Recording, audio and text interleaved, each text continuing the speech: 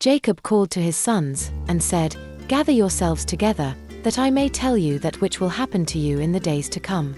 Assemble yourselves, and hear, you sons of Jacob. Listen to Israel, your father. Reuben, you are my firstborn, my might, and the beginning of my strength, excelling in dignity, and excelling in power. Boiling over like water, you shall not excel, because you went up to your father's bed, then defiled it. He went up to my couch. Simeon and Levi are brothers. Their swords are weapons of violence. My soul, don't come into their council. My glory, don't be united to their assembly, for in their anger they killed men. In their self-will they hamstrung cattle.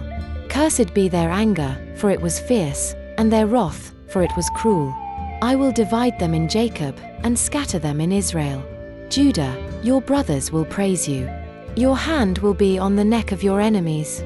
Your father's sons will bow down before you. Judah is a lion's cub. From the prey, my son, you have gone up. He stooped down, he crouched as a lion, as a lioness. Who will rouse him up? The scepter will not depart from Judah, nor the ruler's staff from between his feet, until he comes to whom it belongs. To him will the obedience of the peoples be. Binding his foal to the vine, his donkey's colt to the choice vine, he has washed his garments in wine, his robes in the blood of grapes. His eyes will be red with wine, his teeth white with milk. Zebulun will dwell at the haven of the sea. He will be for a haven of ships. His border will be on Sidon. Issachar is a strong donkey, lying down between the saddlebags. He saw a resting place, that it was good, the land, that it was pleasant. He bows his shoulder to the burden, and becomes a servant doing forced labor. Dan will judge his people, as one of the tribes of Israel. Dan will be a serpent on the trail, an adder in the path, that bites the horse's heels, so that his rider falls backward. I have waited for your salvation, Yahweh. A troop will press on Gad, but he will press on their heel.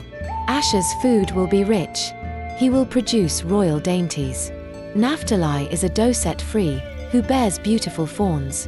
Joseph is a fruitful vine by a spring. His branches run over the wall. The archers have severely grieved him, shot at him, and persecuted him, but his bow remained strong. The arms of his hands were made strong, by the hands of the mighty one of Jacob. From there is the shepherd, the stone of Israel, even by the God of your father, who will help you, by the Almighty, who will bless you, with blessings of heaven above, blessings of the deep that lies below, blessings of the breasts, and of the womb. The blessings of your father have prevailed above the blessings of your ancestors, above the boundaries of the ancient hills. They will be on the head of Joseph, on the crown of the head of him who is separated from his brothers. Benjamin is a ravenous wolf. In the morning he will devour the prey. At evening he will divide the plunder. All these are the 12 tribes of Israel, and this is what their father spoke to them, and blessed them. He blessed everyone according to his own blessing. He instructed them, and said to them, I am to be gathered to my people.